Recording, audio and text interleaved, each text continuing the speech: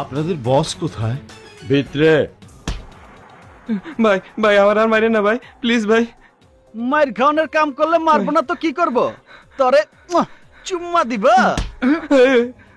আরে নটকের পো, তুই রেশমিরে প্যাকেজের নায়িকা বানাবি বলে ওরে গার্লফ্রেন্ড বানাইছস, তারপর ওর বাপের থেকে টাকা খাইছস 5 লাখ, আর নাটক বানানোর সময় ওরেই বাদ দিলি।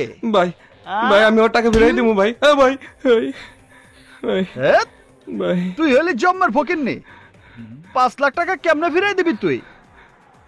তরে তরে তরে যেখান থেকে সোজা হাসপাতালে পাঠামো, তারপর একটা কিডনি আলগা করে নিমো, ব্যাস।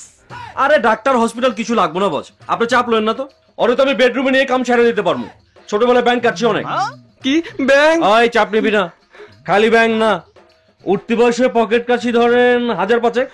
গুড, তাহলে তো তোর অভিজ্ঞতা ডাক্তার সিরিয়াসের চাইতেও বেশি। আবে স্ট্রেচারা ও আনতাছি।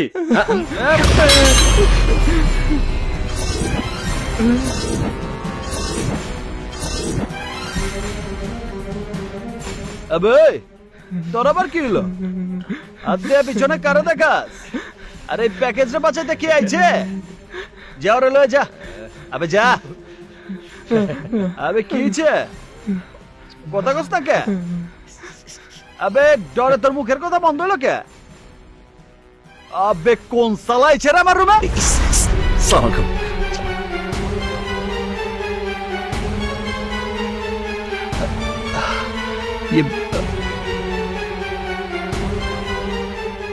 ইয়ে বাবা, আসলে মিথ্যাবাদী, চিট! নিজের বাবা মার সাথে এত বড় ধোঁকা, এত বড় জালিয়াতি করতে তোর বিবেকে একটু বাঁধলো না?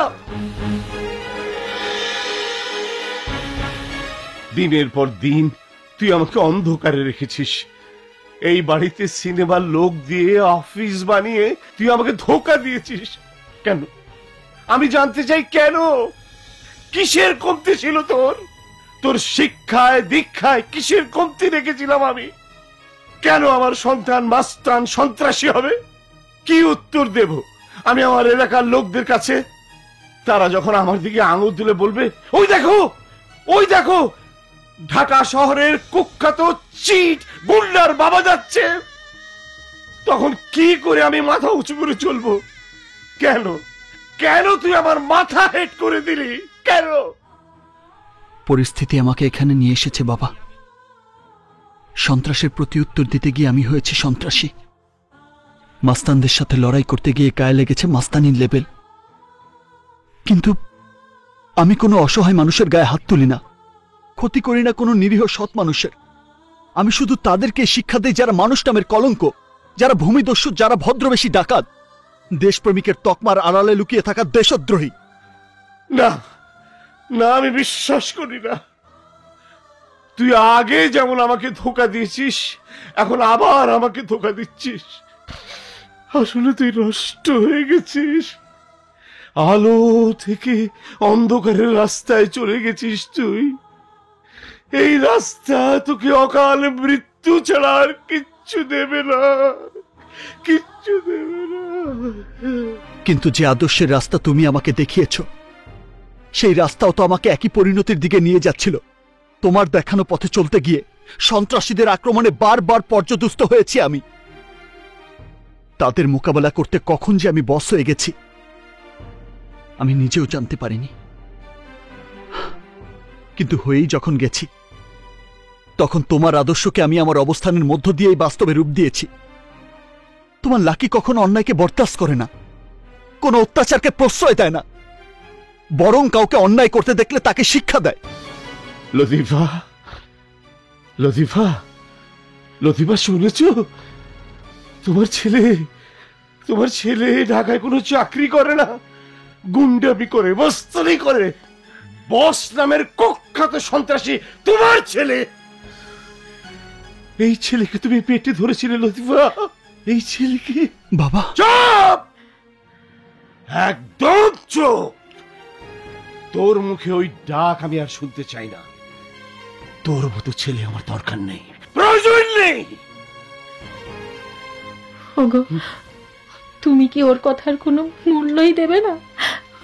সমস্ত অপরাধী তার নিজের অপরাধের পেছনে একটা যুক্তি দাঁড় করায় লতিফা, নয়তো সে অপরাধ করতে পারে না।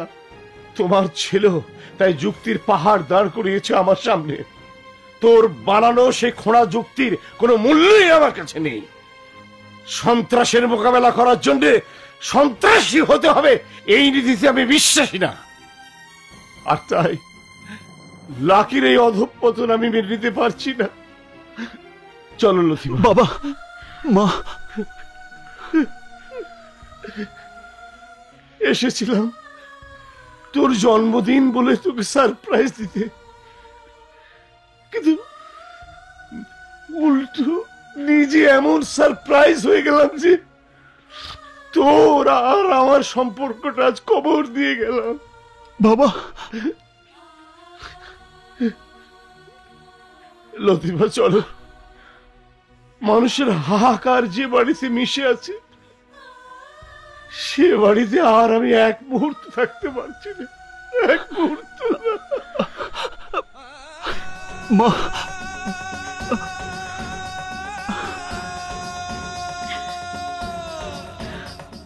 আমার আর বলার কিছুই নেই বাবা, যা বলার তোর বাবাই বলে দিয়েছেন। মা,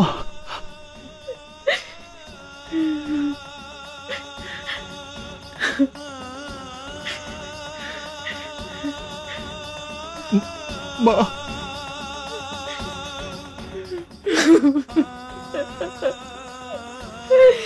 মা, মা, প্লিজ, প্লিজ মা, তুমি অন্তত আমাকে ভুল বুঝো না।